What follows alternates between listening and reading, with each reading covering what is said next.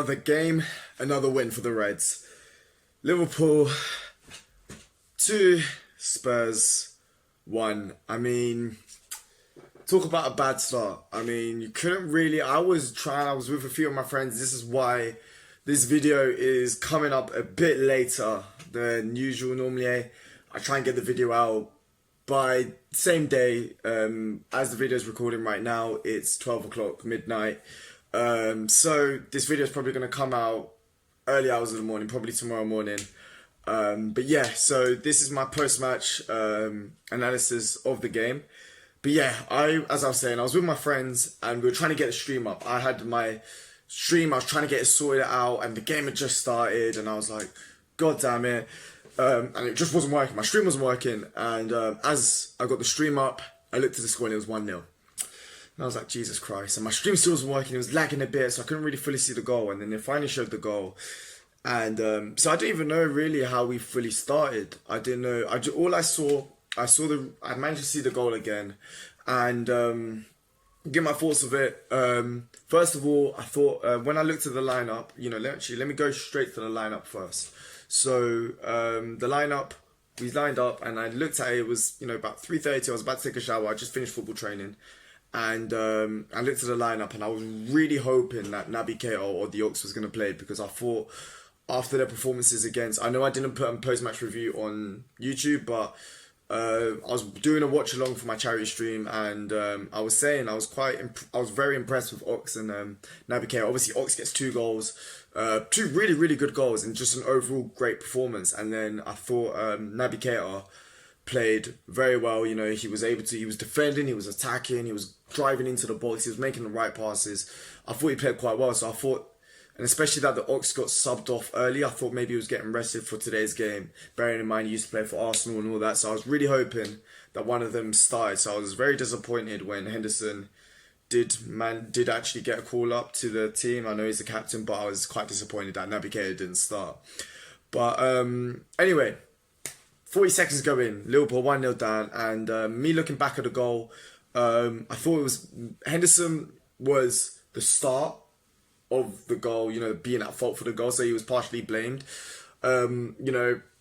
So Henderson tries to release the ball, he gives the ball away, and then after that, there was a series of, in the midfield where I felt like we could have recovered a bit better. We could have, Gini Wijnaldum. I love the guy, but I feel like he could have done a bit better recovering the ball. And then Henderson managed to track back. Doesn't actually manage to get a good block off. I think maybe with Trent as well. They didn't manage to close the ball down as well as they could have. And then it gets a very unlucky deflection off Dejan Lovren and hits off the post. And then Harry Kane's just there. He's one of the best strikers in the world, definitely in the Premier League. So you give him a chance like that, he's going to score it. It's 1-0 down. And Spurs' game plan was quite simple after that. They got the goal and they dropped back. It seems like most Premier League teams are scared of us. But we've learnt how to do that. 3-4 years ago, we wouldn't have done that. They dropped off, and from there, you could tell that's dropped right back. And but to be honest to them, if it wasn't for Gazaniga today, they would have been annihilated. I think he made about 12 saves, which I had to look at some stats, and actually it is the record for the most amount of saves from that infamous game when De Gea was doing a madness, I believe, at the Emirates. I remember that game was ridiculous, but it all started, there was a few chances that Spurs had. There was one, I think, with Eriksen, where he tried shooting, and Harry Kane tried getting on the follow through. Couldn't make it. Could have been 2-0 then. But apart from that, I don't remember them making many chances. I felt Eriksen for them, even though this is mainly about Liverpool. I did feel like he had a very poor game today, alongside with their fullbacks, but we'll get into that later. A little bit anyway. But yeah, I said Eriksen, I don't think he had a good game for them.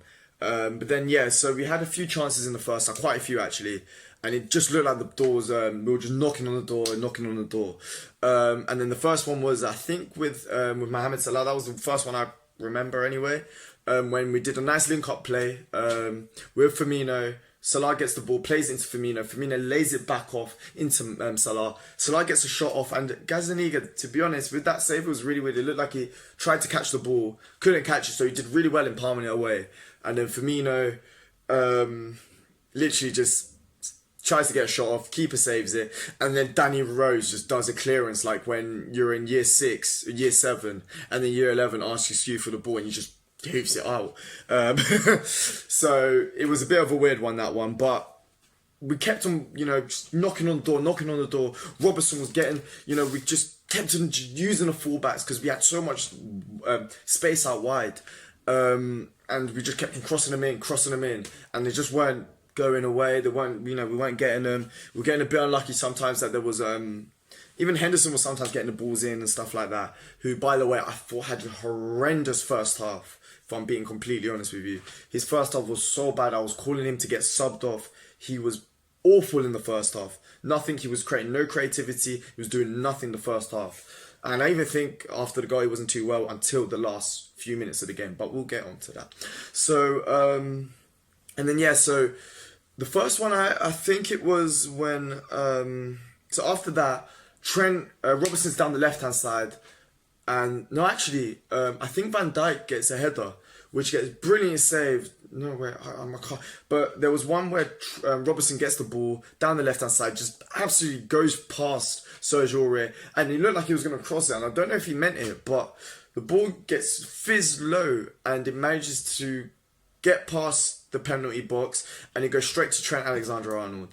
And does brilliant shot. It was perfect connection, and Gazzaniga makes a brilliant save, palms it out, and it would look like it was happening. And then Van Dijk gets another one, header. That's when the stream started getting a bit weird, but he heads it, and then Gazzaniga just pushes it out for a corner, and we just kept on peppering the goal. There was another one which, when this happened, I was screaming and shouting. I was absolutely fuming with this one when I think it was a cross from Henderson or Trent. I can't remember. But then it was a brilliant cross in. And then Mane was free. He had so much space. And then he just heads it wide. He was on so imagine, so he was literally on the left-hand side of the pitch. And he just managed to head it wide. And, in that situation, I thought the best option was and Mane, for me, is one of the best headers of the football that I've seen. He's very, very good most of the time. He's quite clinical when it comes to headers. Obviously he's quite a small stature, but when it comes to headers, he's quite clinical. So it was quite shocking to see that he actually missed that. And to hit it wide, not even hit it on target. So I thought he should have gone across goal, would have caused, try and hit it with a bounce, cause a bit of problems for the goalkeeper. But absolutely sick. It was definitely the best chance of that half. But to be honest, it did look like the goal was coming. Going into the second half, as I said, I felt like Henderson should have come off. But apart from that, I thought the team was playing quite well. We were getting the balls in. It felt like, kind of like how I said about the United game last week, it felt like at some point the goal was going to come. Like, it felt, we just kept on knocking on the door, and at one point they were going to break. The chances were just too much, and they were going to break at one point. So, but even though we kept on attacking, I mean, I was talking to one of my friends, and we kind of were talking about it, and it was kind of like, Liverpool, the goal was going to come. Like, we were watching it, and it looked like Liverpool were going to score. But the problem was that a few times, there was one actually with Harry Kane when the ball gets played over the top, and he should have taken a touchdown, but instead he tries to lay it off into Dele Alli, and then the chance gets wasted. But and there was a few times when Spurs started getting the ball in behind on the counter attack, and it looked like they could have got a goal. And then as soon as we said that, just before half time, it literally happened. So I can't remember who plays the ball, but then it goes in behind Dan Lovren, and then Son manages to get in front of the ball, and then Alisson manages to come out, tries his best, but then Son does well to get round, and it was kind of similar to what Hazard did in the Champions League. I don't know if you watched it, but he literally gets round, and he did the hard thing, and then takes a shot, and it hits the crossbar, and then it was kind of one of those that you're kind of like, "Phew, we dodged a bullet there." But so he hits the crossbar. To be honest, when I thought I was kind of mouth shut. I was like. And it looked like it went in, but luckily it didn't. And then after that, we were in cruise control. Even though we were 1-0 down, and I felt like at halftime 1-0 to them wasn't a fair result. But Firmino gets two chances. There was one where clearly shows the class of Robertson, but it was on the left-hand side, obviously. And Robertson somehow manages, even though to be pressured by Sergio Aurier, manages to do a lovely, just one of those crosses, the ones that loop like that. Boom, straight into Firmino's head, and then guess who's there? Gazaniga. I mean, he's just an absolute, and he was absolutely insane today. I mean, then if he plays like that for the whole of the season, they're not missing Hugo Lloris, and he'll probably get ahead of him if he's playing like that, especially with the mistakes that Hugo Lloris was making. But he made a brilliant save, and then there was another one where Firmino tries to get a shot off. I think it was from a throw-in, actually. It was from a throw-in. Lord knows how it managed to get through, and then Firmino managed to get a shot. I thought it went in. It went through the goalkeeper's leg, but he managed to catch with his thigh or something. But he was playing absolutely brilliantly. And I thought it was going to be a cheeky nutmeg. But then the goal finally comes. It was a very nice goal. And we kept on... It was, I think it was like a bit of interplay. Fabinho, who I need to just give a little segment to. But Fabinho gets the ball, plays it into Robbo, I believe. And then Robbo plays it back into him. And then Fabinho just gets the touchdown and then just does a lovely lofted ball. Got a little bit lucky because I think Danny Rose couldn't get to it. So he managed to get a touch. And then Henderson, to be fair, despite him playing very badly in the first half and majority of the game, really, in my opinion, managed to do a very good finish on his left foot to hit it in the bottom corner to make it 1-1, and we were just in cruise control, as I said. We kept on peppering the goal. It was a very good finish. We kept on knocking on the door. And it felt like it wasn't a matter of if we were going to score, it was more of a matter of when. It felt like the goal was going to come. We just didn't know when it was. And then we managed to get the breakthrough. Mane, in the last few minutes of the game, I can't remember when because I was so caught up in the moment. Let me have a look.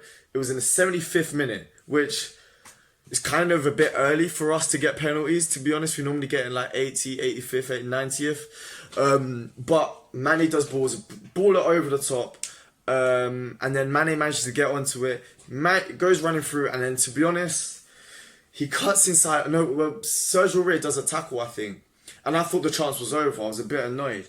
But then all of a sudden, Mane does really well to actually get his body in front and then tries to get towards the goal. But as he does that, Sergio Aurier tries to clear the ball out. As he tries to clear the ball out, gets Mane, doesn't get the ball whatsoever. It's a definite penalty. You can't say whatever about it. Definite penalty. And I said before the game, I had a feeling, I said to a few of my friends, I had a feeling Salah was going to score today. And he takes a penalty and does what he normally does. Doesn't look, just head down, whacks it. And to be honest, I thought Gazaniga, that was probably the thing, out of all the shots he saved, that's probably the one he should have. It was, even though it was low and driven, it was quite close to him, but I don't care. We should have got a goal anyway. And even if you look at the, I thought that the result was definitely deserved. I mean, you look at the stats, but, we get the goal, 2-1. And then, we literally just dominate. But then Spurs, after that, they bring on Ndombele, who just kind of changed up the game a little bit.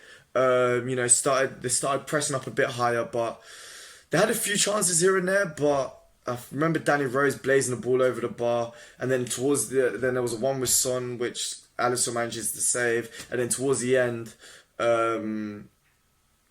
Gazaniga comes up, but then I think it was Vertonghen gets a header. Alisson saves it. But I was very impressed, actually. Even though I said about Henderson being poor the majority of the game, the last 10-15 minutes when Spurs actually managed to press, I was quite happy with how he played, especially when we brought on Milner as well to kind of calm down the play. I still thought that Milner should have come on for Henderson, but it makes sense at the same time. But I thought he did well. There was one bit when he was down the right-hand side when it's kind of something you never really see from Henderson, but I thought he did well to kind of break up the play and kind of shape the momentum, motivate the crowd, it seemed like.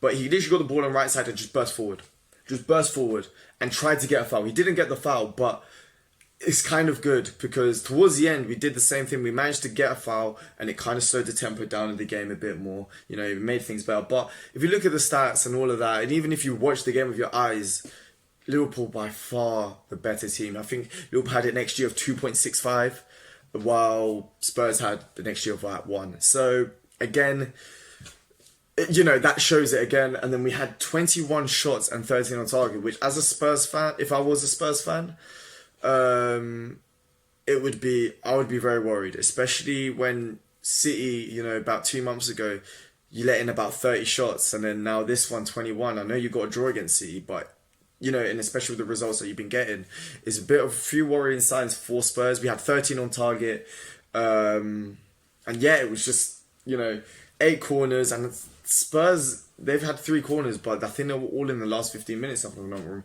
And Spurs had 11, but only 4 on target. And at half time, we had 74% possession, which kind of shows how Spurs were setting up and how we were coming to attack. Spurs were just trying to play counter-attacking football. And a lot of times, our defensive line was very, very good. I know I'm kind of going off on a tangent, but there were so many times that we managed to catch them offside. It doesn't show in the stats here how many times we caught them offside, but I do remember us catching them a few times offside from open play and from set pieces, which is very risky, but it's something that we tend to do very well. Let's go into player ratings now. This video is probably going to be a bit longer than usual, but Alisson, I'll probably say a 7. Couldn't really do much for a goal. Didn't do much wrong.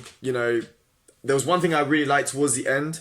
Instead of, there was just one where you just did just a lofted boot up so that the players, you just boot a bit further than usual. Not as much speed, kind of waste time. I thought that was really smart of him, and I really liked that. And, he made some, made saves that were easy but important. So I was just happy with it. 7. Obviously, I couldn't do much for the goal.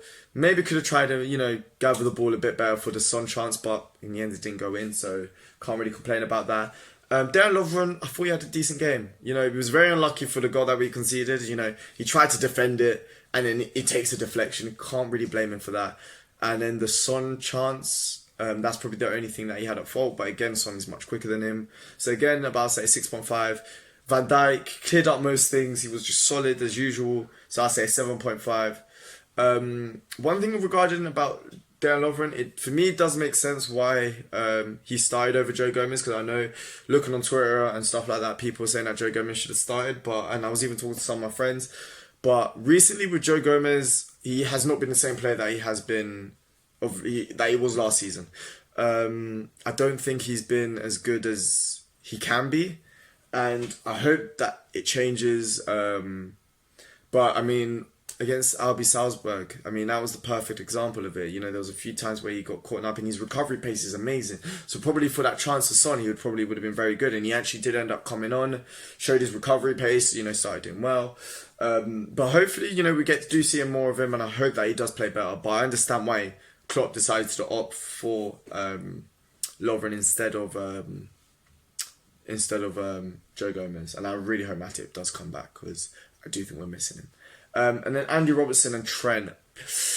Now, I thought both of them played well. I feel like with their ratings, you kind of say them as a pair because they're both equally as good. So I'm actually going to go with both 9s. Well, I'm being a bit generous, but yeah, I'm going to say 9. Because I thought we did have a few good performers. And now, my own segment goes to Fabinho. Now, Fabinho was immense today. I thought he was amazing. He broke up the play so many times. He defended when he had to. He distributed the ball when he had to. He was just insane today. I thought he played so well. He was there when we needed him. I just thought he was so good today. And personally, I thought he was our man of the match. That may sound a bit mad, but personally, I thought Fabinho was our man of the match. If it wasn't for him, I know people would say the fullbacks, but for me, Fabinho, I've got a soft spot for him. He's one of the best DMs, if not the best DM in the Premier League. He is insane. And probably for me, he was my man of the match, especially for, he helped contribute to the goal, and just his all-round play was just amazing. So I'm going to go 9.5. I can't give him a 10, but a 9.5. And he made fouls when he had to. I thought he played quite well. And also, I just remembered, because I know I did the rating for Lovren, but by the way, Harry Kane, you are such a diver. I swear to God. I generally hate that guy. The amount of times he dives and people don't talk about it. So if you guys haven't seen it, You probably go through Twitter, put Kane dive, and you'll see it. Literally, Dan Lovren ended up having to be on a yellow card for the rest of the game, which, by the way, he did well to not do anything else because it's Dan Lovren. But he literally goes like this, barely touches him right in front of the linesman, and then Harry Kane falls over and he gets a free kick and a yellow card. When it should have been the other way round. But anyway, we won the game, who cares? Now Henderson, I'm going to say 7 because he scored, but apart from the last 15 minutes, I wasn't impressed. And I still think, if he hadn't scored, I would have said Naby Keita should have started. If he hadn't won the game, I still think Naby Keita or Ox should have started because they would have provided more in attack. Especially against teams that would have played a low block, which Spurs ended up doing because recently they just, instead of changed from a high-pressing team to a counter-attacking team. And then I think... and then Gini Wijnaldum was relatively quiet today. Didn't think he offered much, which is very frustrating because we all know the player that Gini Wijnaldum can be. We've seen it for the Dutch national team, and I really hope that he can be left out of the shackles because I feel like he can be a much better player. So I'm going to say a 6.5 out of 10. Didn't do much, just did his job. And then we go with Mane. I thought he was good, should have scored with that sitter. But he did well to get the penalty. So again, I'm probably going to say an 8.5 out of 10. I think probably today, if I'm being perfectly honest, out of the front three was probably our worst. Which recently it hasn't been the case, but I think he wasn't involved as many chances as Salah and Firmino. He was probably the most distant out of the front three. Maybe some people might disagree with me with that. That's fine. Feel free to put it in the comments. And then Mane and Firmino, I'd probably say 9 out of 10. He had a few chances, could have got a goal. Did a good link-up play with Salah a few times. He was just, doing what Firmino does. I thought he played a good game today. And then with Salah, I'm going to give him an 8.5 and /9 out of 10. Got the goal when it mattered. Created a few chances here and there. There was a few times when he could have done a bit better. And then with the subs, we brought on Milner, allowed us to keep the game calm. So 7 out of 10. Divock Origi.